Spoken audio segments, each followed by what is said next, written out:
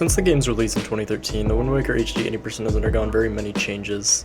This video is going to cover the major route changes and trick discoveries, but it's going to skip over minor changes and optimizations just for the sake of video length. Since this is a remake, the original route borrowed greatly from the original game Speedrun. However, multiple glitches were patched in this remake, such as storage and some of the things here and there. The HD version unfortunately did not benefit from some sequence breaks like early items and that kind of thing.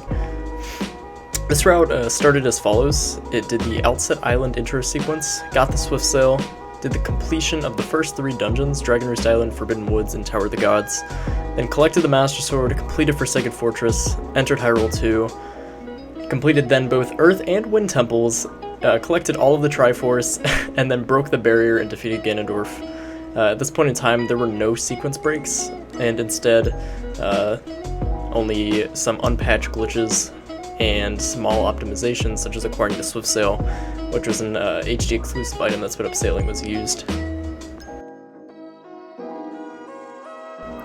The first somewhat major trick discovery was the roll clip method, used in the Earth Temple to skip the small key. This trick saved like a minute. It skipped a bunch of backtracking and some other stuff, and yeah, it obviously just skipped a small key in the Earth Temple. Our next trick discovery and our first real route change includes the addition of a new method to acquire the Wind Temple boss key early. This new trick in the Wind Temple allowed runners to ledge clip out of bounds and get behind the first Song Stone in the Wind Temple, which meant skipping Makar, the rescuing of him from jail, and also the cutscene of playing the song to break the stone. This next trick was the first real major sequence break in the HD version, and it was a glitch that allowed runners to enter the cabana without the cabana deed, and that skipped a ton of farming, because originally you had to farm for the joy pendants in order to get the cabana deed from the teacher on Windfall. And it also skipped the hide and seek game on Windfall Island, which was required to start the quest, I believe. And this glitch in its original form was notoriously difficult because it required some L-slide clipping and a frame-perfect bomb boost into the loading zone. This was the first massive glitch discovery in the HD version. This is also the first ever real HD exclusive glitch that, absolutely obliterated the route, and that was item sliding and super swimming, of course. This glitch was discovered around 3 years after the game's release, and it allowed runners to gain exponential amounts of speed and allowed for insane sequence breaking and obliterated this now legacy route. This new route was incredibly different from the old 2013 route, and with the addition of a new warp speed glitch and the addition of super swimming, HD finally had a chance to experience some form of sequence breaking. This new route was the same up to grappling hook, and then it just completely broke off entirely. The new route now gained bombs before Forbidden Woods, allowed for a massive time save throughout the dungeon. Item sliding also allowed runners to get the DRC boss key much earlier than before, due to how the nature of item sliding works. And super swimming also now took the spot of overworld movement from sailing. The Swift Sail was still gained, however it was just used for late game stuff for the Triforce collection. And this sped up the route immensely. Item sliding was now the optimal form of movement because Link could now gain up insane amounts of exponential speed. After item sliding's addition to the route, it changed very little for quite a while, because the only things being discovered were really like minor optimizations, which obviously were too minor for me to cover in this video because there was a ton.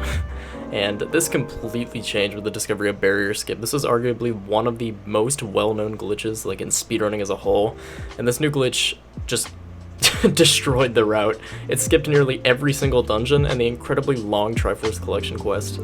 The first draft of the barrier skip route went as followed. It attained the grapple hook, beat Dragon Roost Cavern, acquired the Deku Leaf, clipped into Fairy Island to get the quiver, became swordless, and then got caught by a Lantern Moblin to get into FF1, then activated the Gossip Stone trigger, got the bombs from the pirate ship, beat Forsaken Fortress 1 again to manipulate the overworld layer, and then entered Forsaken Fortress 2 in order to go down to Hyrule 1. Then barrier skip was performed, then trial skip, then the light arrows, then Puppet Ganon was beaten, and then now we had to do a hover and a completely RNG hover with fairies in order to beat the game. This route changed again in just like a few days in order to avoid the completion of Dragon Roost Cavern and instead use Great Fish Super Swim, which was a trick that was already known about, but it was re-implemented into the route because originally it was skipped because it was difficult and runs were just wanted to be completed. So for a while, just Dragon Roost was completed because Wind's Requiem allowed runners to change the wind direction in order to sail to Windfall once you super swim to Great Fish. Now that barrier skip was implemented, the route again stagnated for quite a bit of time due to the immense amount of luck required to complete a run. However, Quaforce discovered a new method, or a method in general, of clipping into the door on top of Forsaken Fortress 2. Originally, the routes did layer manipulation in order to despawn the door and to get into the Helmarock boss fight, but this new clip was used in order to skip that, and the clip itself was super precise, but allowing to skip this layer manipulation saved quite a bit of time, and it was no longer necessary to go swordless by skipping the Gossip Stone, and only one trip to Forsaken Fortress 1 was necessary. So runners now went to Forsaken Fortress 2 immediately after the required items were acquired, and then they performed a door clip. The next real massive addition to the route was the manual super swim, which I'll abbreviate to MSS, and this glitch was proven possible by Mr. Ike, and it impacted pretty much every single category that allowed it. And this glitch allows runners to go straight from outset to Dragon Roost, skip the entirety of the intro, and that made the route go as follows. It went from MSS, then Wind Waker, Grappling Hook, Sail, then got the Gossip Stone trigger to get bombs, then Quiver, Deku Leaf, and then it used Layer Manip to go to Hyrule. And as you may notice, door clip mysteriously disappeared from the route, and it's not because of my petition, believe it or not, but it was actually because the MSS routes at the time allowed you to skip the sword, and that greatly decreased that time loss from performing layer manip, and the route just laid out perfectly to where the layer manip was done anyway because you had to beat Forsaken Fortress 1.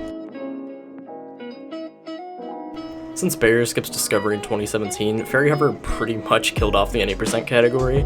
Runs only had around a 5% chance of completion thanks to the luck of the fairy's movement, and optimizations were not what they could have been if there was actual, work put into the route. Thankfully though, after Gymnast Task's reveal of Twilight Princess, he announced his discovery of Morth Hover, which is a fully consistent method of reaching the platform in Puppet Ganon's room. This single-handedly revived the category, and now the new route included this trick at the very end and allowed for a mostly consistent route.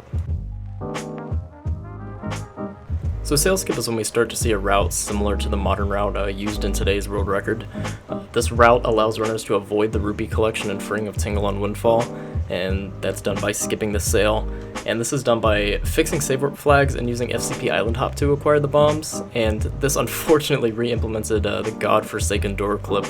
This route was considered insanely hard at its time, and it was timed by me and a few other people to be around 2-ish minutes faster than the layer minute variant. This new route went as follows: MSS, Grapple Hook, FF1, Fix the Save Warp Flags, FCP Island Hop, Bombs, Quiver Leaf, Door Clip, Hyrule, Morth Hover. And as the game's lifespan went on, new methods of clipping through the FF2 door were found, and it was made significantly more easy. And this route for a very, very long time was considered the most optimal route. As of March 31st, the day I'm writing this script, this is the current world record route. This new route implemented an incredibly difficult hover in Puppet Ganon's room using fall damage to skip the bombs, because at the Sail Skip route, the only reason bombs were actually acquired was because we needed some way to die to hover up and get the heart from the Morth. And as the time of writing this, only 2 runners ever have completed a run using this skip. It's insanely difficult, and that's supported by its immense time save. Skipping both FCP and the rope game to get bombs, this hover saves like 3 minutes optimally, but it requires near frame perfect mashing, a frame perfect mid hover bow shot on the Morth, and this bomb skip route has made its mark as one of, if not the most difficult Wind Waker HD routes. But who knows what's yet to come. Thanks for watching the basic route progression of the Wind Waker HD. If you're interested in similar content, consider subscribing to the channel. This is a series I want to do for multiple games if the support is there, And you can check me out at twitch.tv/JakeZSR, where I speedrun and do other cool things. So yeah. Yeah, thanks for watching, I guess.